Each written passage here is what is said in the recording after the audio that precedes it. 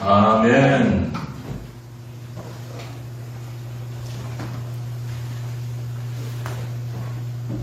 할렐루야. 아멘. 10월의 모든 날들이 멋진 날들이 되시기를 주님의 이름으로 축원드립니다. 아멘. 오늘은 만남 얘기를 좀 할까 합니다. 만남이라는 게 참 중요하잖아요. 만남 자체도 중요하지만 근데 더 중요한 것은 누구를 만나느냐 하는 거죠. 그게 더 중요하죠. 그 중에 가장 중요한 만남은 바로 우리 예수님과의 만남이겠죠. 그리고 그 만남이라고 하는 것은요, 반드시 만남으로 인해서 어떤 사건들을 일으키게 된다는 겁니다. 해리와 셀리가 만났을 때 사건이 일어났죠.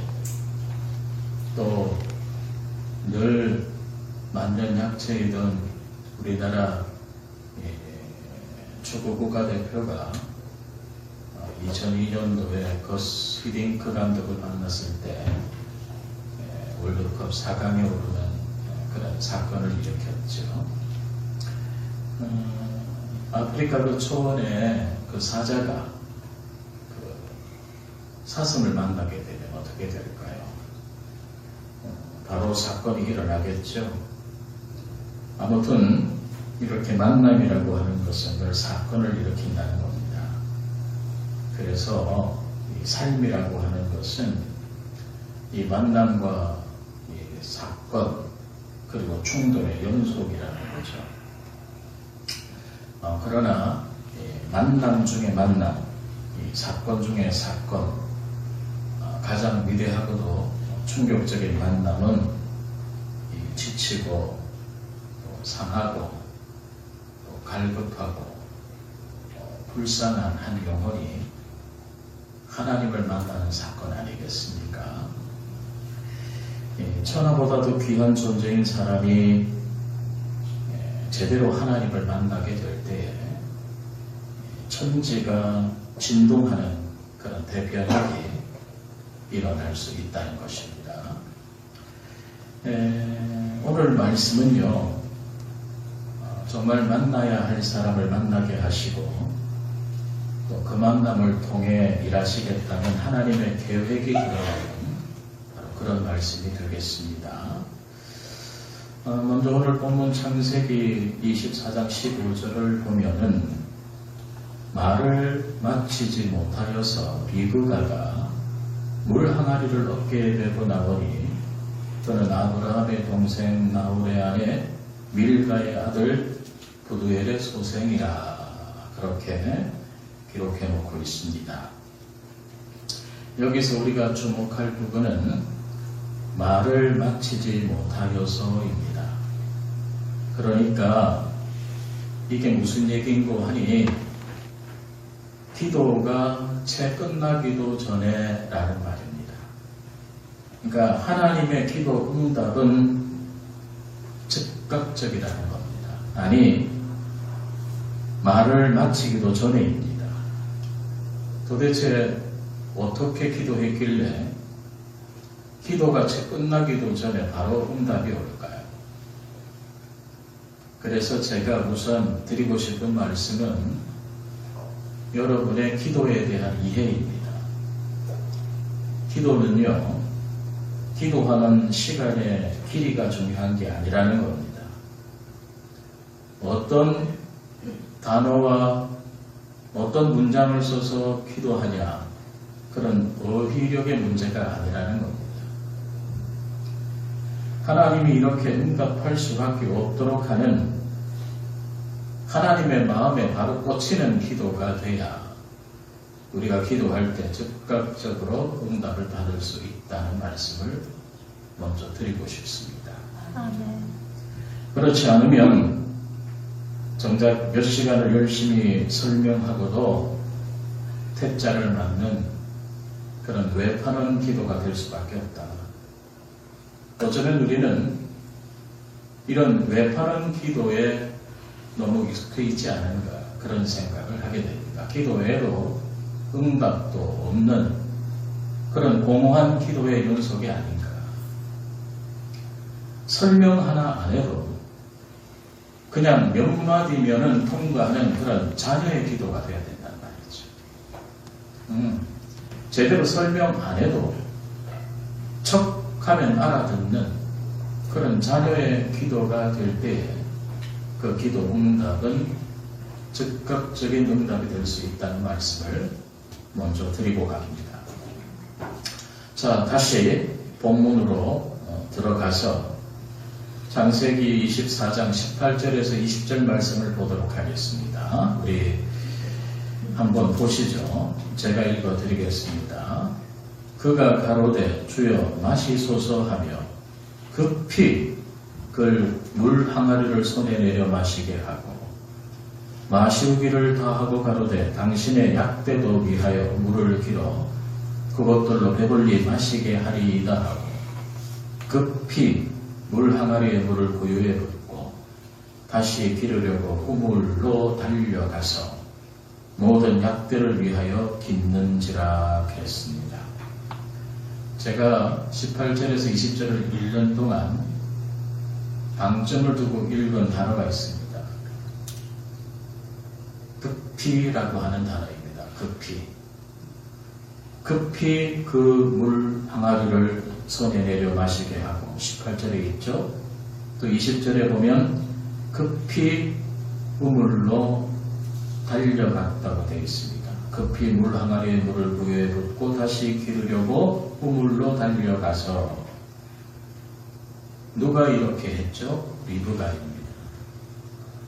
이런 리브가의 모습에서 리브가의 아름다운 모습, 또 순결한 그 마음, 그리고 다른 사람을 배려하고 또 섬기고 무엇보다도 굉장히 부지런하다는 것을 볼 수 있는 대목이죠.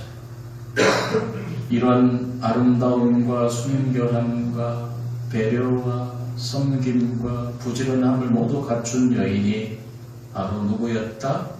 리브가였다라고 하는 것을 그대로 보여주는 구절입니다. 그러니까 하나님이 오래전부터 아브라함의 며느리 이삭의 아내 바로 리브가를 예비해 두셨다는 것을 보여주는 대목입니다. 리브가야말로 아브라함 가정을 위해 하나님께서 오래전부터 준비해 두신 여인임을 보여주는 대목입니다. 그야말로 눈에 그냥 쏙 들어오는 그런 처자였다는 거죠. 이 리브가라는 인물에 대해서 조금 더 알아보겠습니다. 이 리브가의 이름의 뜻을 우선 여러분 상식적으로 알아두면 좋겠습니다. 리브가라고 하는 이름의 뜻은 연결하다라고 하는 뜻입니다. 근데 이 리브가는 이름 그대로 이 이스라엘 족장과 그 후손들 사이에서 연결하는 역할을 한 인물입니다. 바로 다리 역할을 한 사람이죠. 근데 하나님은 이 다리 역할을 하는 사람을 선택하는 데 있어서 거창한 테스트를 하신 게 아니라는 겁니다. 오늘 본문을 보면 그저 우물가에서 어떻게 하느냐라고 하는 것을 테스트한다는 거죠. 쉽게 얘기하면 우물가 테스트입니다. 하나님은 아브라함에게도 이런 시험을 해주셨어요. 아브라함이 그럴 만한 인물이 되나라고 하는 그런 시험을 하신 적이 있죠. 또 아들 이삭에게도 그런 시험을 하신 적이 있습니다. 마찬가지입니다. 하나님은 사람을 선택할 때 늘 시험을 하신다는 겁니다. 오늘 인물인 리브가에게도 시험지를 내미신 셈입니다. 그렇다면 시험 문제는 뭘까요?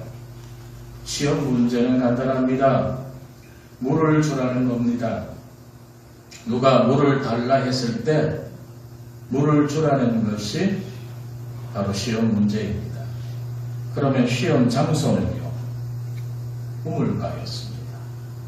그러면 시험 감독은요, 감독도 있었어요. 시험 잘 치나 못 치나. 시험 감독은 바로 아브라함의 종 엘리에셀이었습니다. 그러면 리브가에게 내미신 시험 문제는 뭐라고 그랬죠? 물을 주라는 거였잖아요. 이 물을 주라는 시험이 어떤 시험인지 여러분 눈치채셨습니까? 바로 리브가의 평소의 삶의 모습을 그대로 보여줄 수 있는 시험이라는 겁니다. 리브가가 하는 일 중에 가장 중요한 일은 물을 깃는 일이었습니다. 그가 집에서 항상 맡겨진 임무가 우물가에 가서 물을 길어 오는 일이었습니다. 그렇죠. 쉽게 얘기하면 리브가의 평소의 삶이 바로 시험 문제였다는 겁니다. 여러분들은 특별할 때만 잘하는 경향이 있습니다. 특별한 시간에만 잘하는 경향이 있습니다. 특별한 사람에게만 잘하는 경향이 있습니다. 중요한 건 평소에 잘해야 됩니다. 여러분들이 시간을 많이 보내는 곳에서 잘해야 됩니다. 여러분이 매일 만나는 사람에게 잘해야 된다는 겁니다. 하나님의 시험 문제는 늘 그렇습니다. 여러분의 바로 삶을 테스트하는 겁니다. 어떤 특별한 능력을 테스트한다기보다는 여러분의 평소의 삶, 여러분의 평소의 생각, 그 센스를 시험하신다는 것입니다. 여러분, 다시 말씀드립니다. 바로 리브가의 평소의 삶의 모습을 그대로 드러내주는 그저 물을 주라는 것이 오늘 리브가에게 주어진 시험 문제였다는 것입니다. 그리고 시험 장소는 리브가의 평소의 삶의 현장이라고 할 수 있는 물 깃는 우물가였고요. 그리고 그 삶을 확인할 시험 감독으로는 누구였다? 아브라함의 신실한 종인 엘리에셀이었습니다. 그런데 보세요. 하나님은 특별한 것을 테스트하신 것이 아니라 그랬죠. 자신의 삶에서 매일 겪는 것에서 테스트하신다고 했죠. 바로 지금 그 모습이잖아요. 왜냐하면 다른 능력은 필요 없기 때문입니다. 다른 능력은요, 하나님이 다 하실 수 있으십니까? 다른 능력은 하나님이 하시는 거니까. 중요한 건 그 사람이 평소에 어떤 사람인가, 그게 중요한 거라는 거죠. 여러분들은 능력을 구할 겁니다. 어떤 특별함이 주어져야 하나님의 일을 하신다고 생각하실 겁니다. 아닙니다. 하나님에게는 당신의 능력 외에 그 어떤 능력도 필요치 않으신 분이십니다. 하나님이 능력 그 자체시잖아요. 중요한 건 하나님의 능력을 일으킬 수 있는 사람이 필요한 것이죠. 하나님의 리브가에게 지금 그런 시험을 주신 것입니다. 여러분, 중요한 얘기를 제가 지금 말씀드렸습니다. 하나님은 우리에게 특별한 능력을 원치 않으신다는 겁니다. 여러분이 얼마나 똑똑하냐? 똑똑하면 얼마나 똑똑하시게요, 여러분이 얼마나 돈이 많나? 여러분 돈이 많으면 얼마나 많으시게요? 여러분이 얼마나 힘을 갖고 있나? 여러분이 권력이 있으면 얼마나 있게요? 하나님에게는 아무것도 아닌 것들입니다. 먼지와 같은 것들이죠. 하나님에게는 정작 그런 것이 필요가 없습니다. 하나님은 그저 당신의 권능의 그 도미노를 시작할 첫 번째 그 도미노의 골패를 탁 하고 움직일 수 있는 그 사람을 원하시는 겁니다. 그러면 연쇄적으로 다 일어나게 돼 있는 겁니다. 출발할 수 있는 사람을 찾으신다는 것, 여러분 꼭 기억하셔야 됩니다. 하나님이 맡기시는 일은 사실 어려운 일은 아닙니다. 오히려 너무 쉬워서 믿기지를 않아서 그게 문제죠. 근데 성경을 조금이라도 아시는 분은 제 말씀에 동의하실 겁니다. 성경에 보세요. 하나님은 늘 그저 믿기만 하라고 말씀하십니다. 그저 믿기만 해라. 그냥 네가 안전뱅이에 손을 잡아 일으켜라. 그러면 어떻게 된다? 내가 일으키겠다. 내가 낫게 하겠다. 그러십니다. 야, 너는 그저 작은 물맷돌을 골라. 그리고는 늘 하던 것처럼 던져. 그러면 내가 거인 골리앗을 쓰러뜨려 줄게. 바로 그 얘기를 하고 있잖아요. 그리고 그저 네가 가진 지팡이로 내리쳐라. 그러면 바위 위에서도 물이 솟게 하고, 그러면 홍해 바다도 내가 갈라지게 해줄게. 성경은 지금 그런 얘기를 우리에게 하고 있는 겁니다. 네가 평소에 가지고 있는 것으로 해라. 그러면 내가 그렇게 해줄게.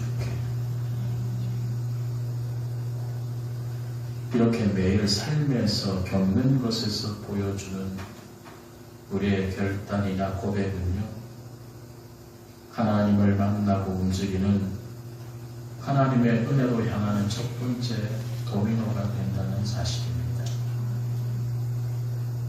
하나님을 움직이는 권능의 첫째 도미노는 그래서 언제나 내 몫입니다. 첫 번째 권능의 도미노는 내 몫이라고요. 여러분 자신의 몫이라는 겁니다. 그러면 그 다음은 누가 움직이신다? 하나님이 다 움직이신다는 것. 일단 내가 내 몫을 내 삶 속에서 해내면요, 그 다음은 하나님께서 모두 알아서 해주신다는 겁니다. 아멘. 그러니 힘들다, 못하겠다, 어렵다, 피곤하다, 제가 그 말 하지 말라고 했잖아요. 그거 여러분 하나님의 권능의 문을 닫아버리는 행동입니다. 내가 경험해 보니까 세상 안 피곤한 사람이 없어. 세상 안 아픈 사람도 없고, 쉽게 살아가는 사람은 단 한 명도 없어. 저마다의 아픔, 고통, 슬픔, 피로감 다 갖고 그렇게 살아. 그런데 어떤 사람은 하나님의 권능을 끌어내는 사람이 있고, 어떤 사람은 하나님의 권능의 문을 닫아버리는 삶을 살고 있는 사람도 있단 말이죠. 그건 능력의 유무의 문제가 아니더라는 겁니다. 중요한 건 내가 평소에 어떤 생각을 갖고 어떤 삶의 스탠스를 가지고 살아가느냐 하는 문제라는 거죠. 흔히 얘기합니다. 복 받을 만한 일을 하라고. 그게 어려운 일이 아니더라는 얘기를 하는 겁니다. 여러분 평소에 여러분에게 맡겨진 일만 충실히 하면 그게 복의 문을 여는 열쇠가 될 줄로 믿습니다. 아멘. 그저 나는 하나님의 권능의 첫 도미노만 쓰러뜨리면 되는 거예요. 나머지는 걱정하지 마시라는 겁니다. 아멘. 그냥 내가 첫 번째 도미노만 쓰러뜨리면 나는 그냥 하나님께서 다 알아서 쓰러뜨려 주시는데 그걸 안 하겠다고 버티고 있는 모습이라는, 그게 우리 모습이라는 거죠.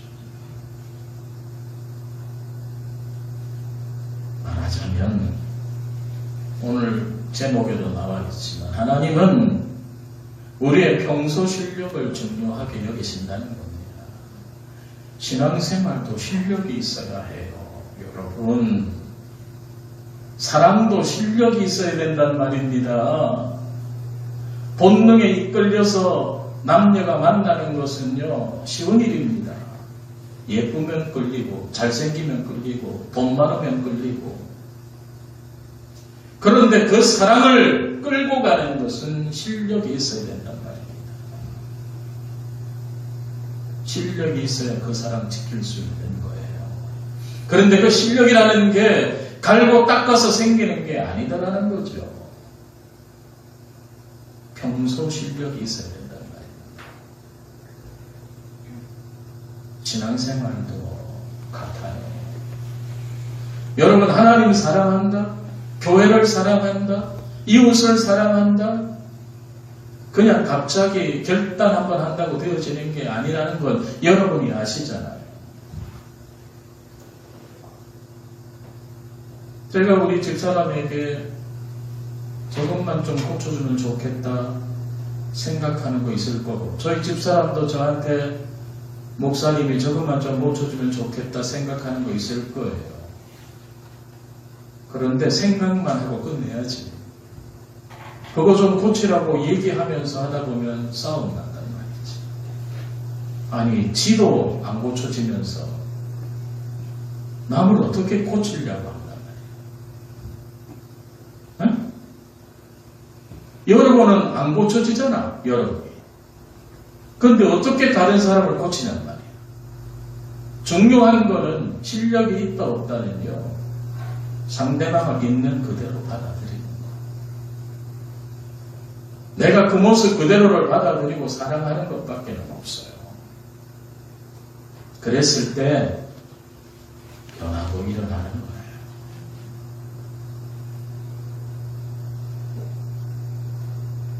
여러분, 여러분의 평소의 실력은 어떻습니까?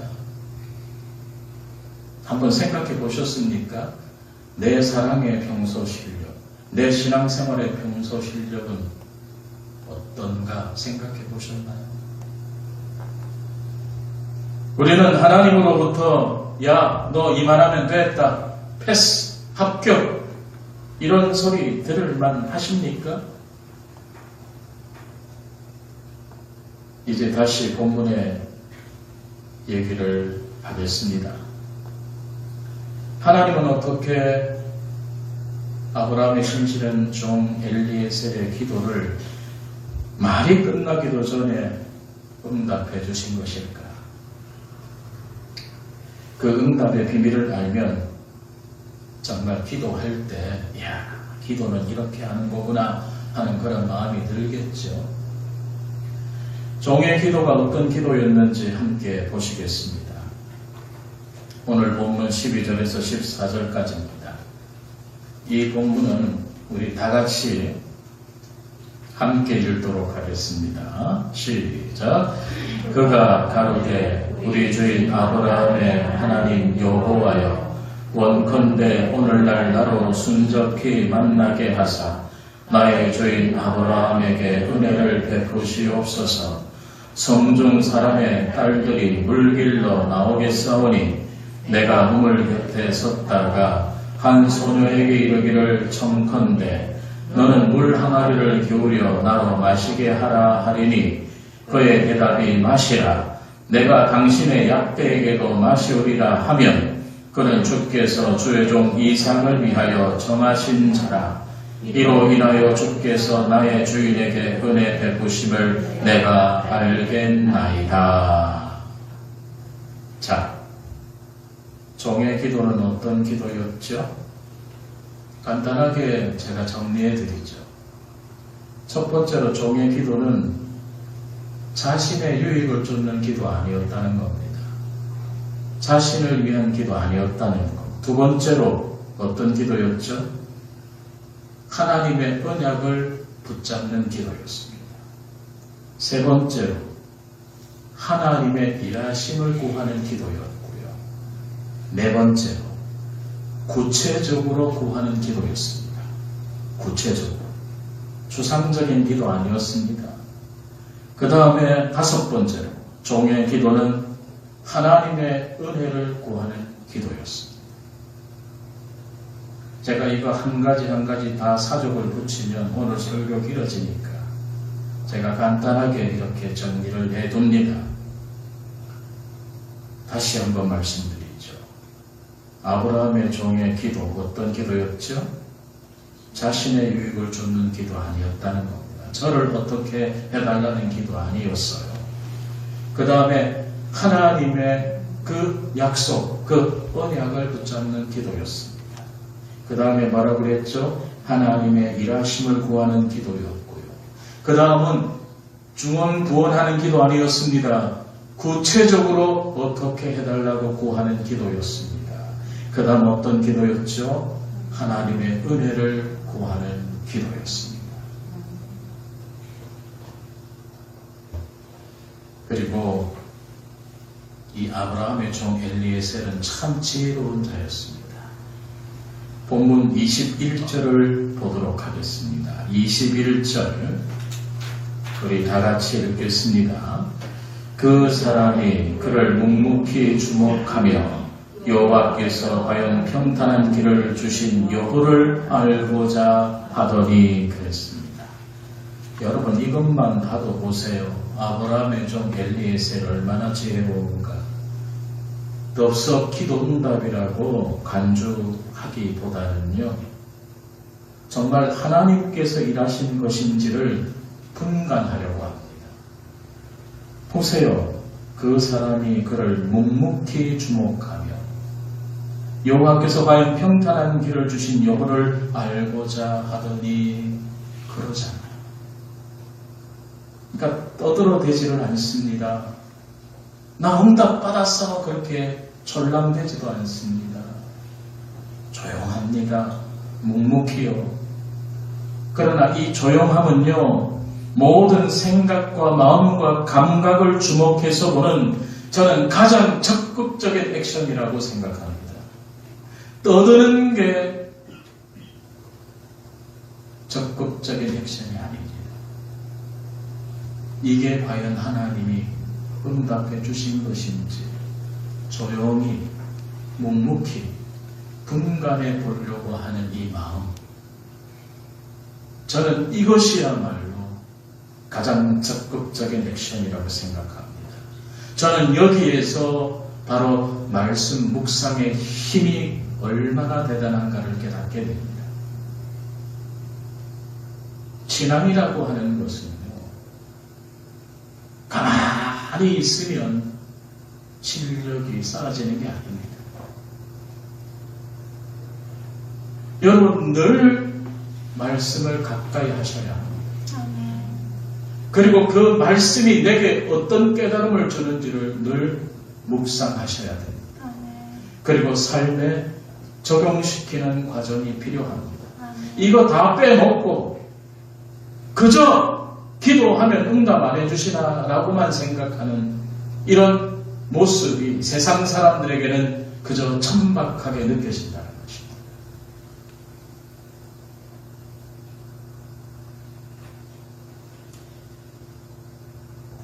저는 오늘 이 본문을 통해서 이 엘리에셀의 모습을 통해서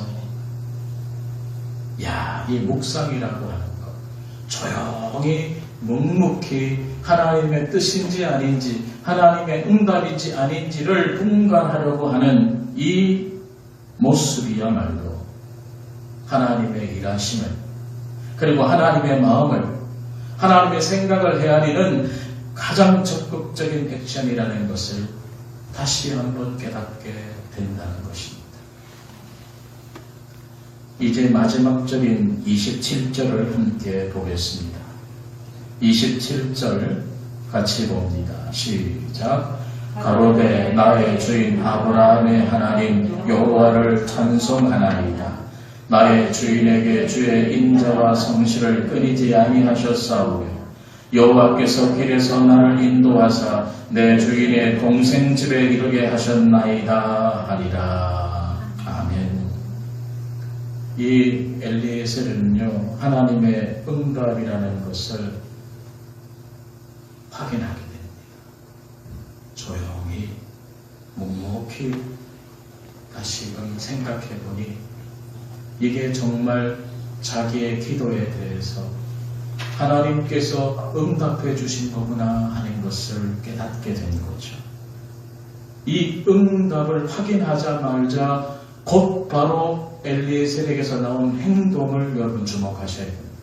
그게 뭐죠? 가로되 나의 주인 아브라함의 하나님 여호와를 찬송하나이다. 응답임을 확인하자마자 하나님께 찬송하는 것을 잊지 않습니다. 할렐루야. 아멘.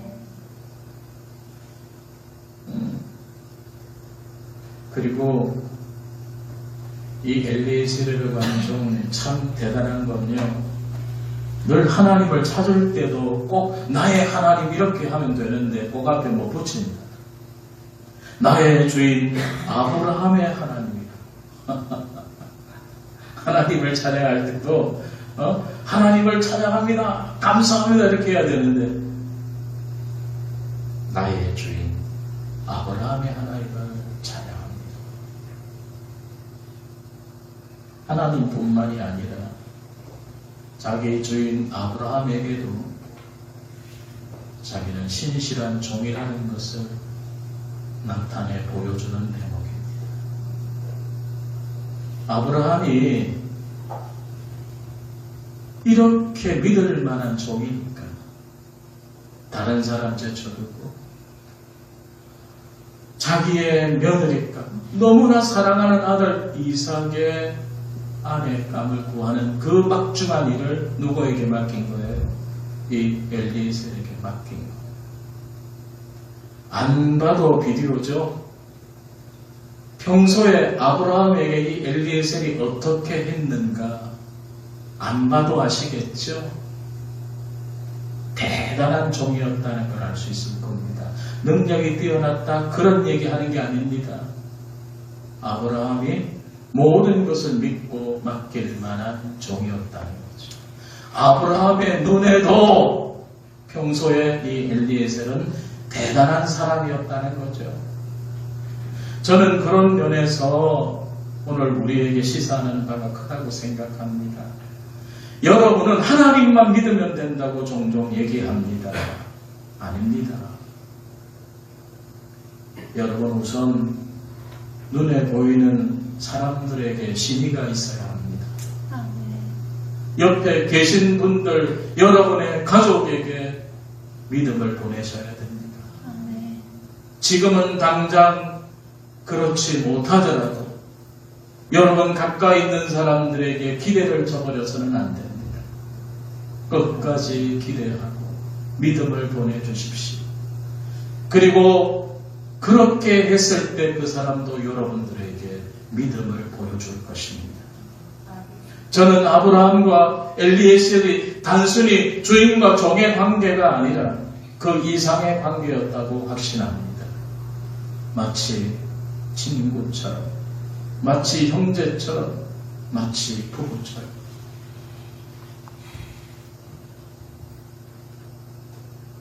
그러고 보니 하나님의 응답은 늘 공통적인 것이 있네요. 하나님의 응답은 다른 게 아니네.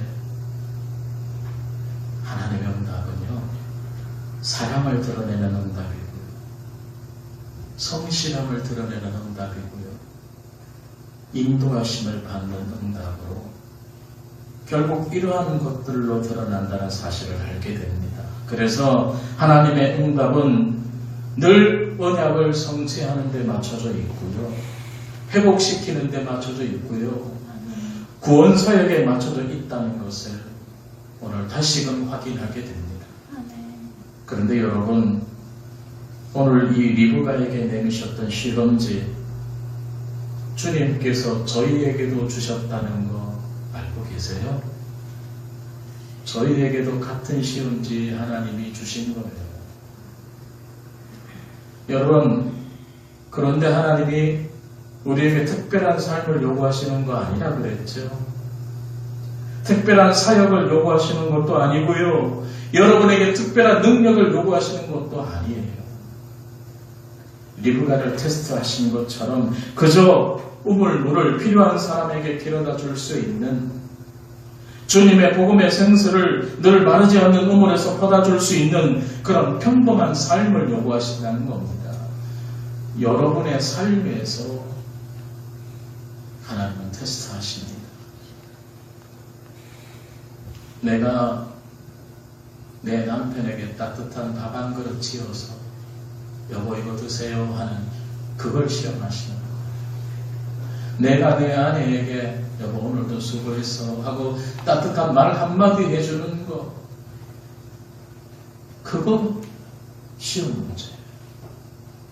여러분이 우리 지체들에게 보고 싶었다고 당신 때문에 우리 교회가 이렇게 그래도 행복한 공동체가 될 수 있었다고 신뢰와 사랑과 아름다운 말 한마디 건네주는 거 이게 시험 문제란 말입니다. 그리고 여러분의 평안하면서도 따뜻한 미소 찡그리고 힘들어하고 여러분 역설적으로 여러분이 집에 있을 때는 힘들었다가도 여기 하나님의 은혜의 자리에 오면 웃어야 되잖아. 근데 집구석에서 하던 얼굴 그대로 갖고 와가지고 여기서 그대로 있으면 어떡해? 여러분은 힘들어도 나 때문에 다른 사람까지 기분 잡치게 하면 안 되잖아. 여기는 시험장이라고 생각해. 여기 오면 세상에서 가장 편안한 모습으로 가장 은혜스러운 모습으로 말 한마디 건네도 다른 사람 힘나게 위로받게 병들었던 마음도 말끔히 치유되는 그런 우리의 모습이 평소의 모습이 되어가야 하나님께서 우리를 통해 역사하신단 말입니다. 아멘. 말씀을 정리하겠습니다. 오늘도 저와 여러분은 물동이 퍼다 날라야 됩니다. 아멘. 그게 우리 삶의 현장이란 말이에요. 어떻게 해야 됩니까? 당연하죠. 우리가 하고 있는 일들이 바로 물동이를 퍼다 나가는 일입니다. 여러분의 일터에서, 여러분의 가정에서, 여러분의 사업장에서, 그리고 이 교회에서, 그리고 여러분들이 만나는 모든 사람들에게 여러분들 평소의 은혜스러운 모습을 전해줌으로써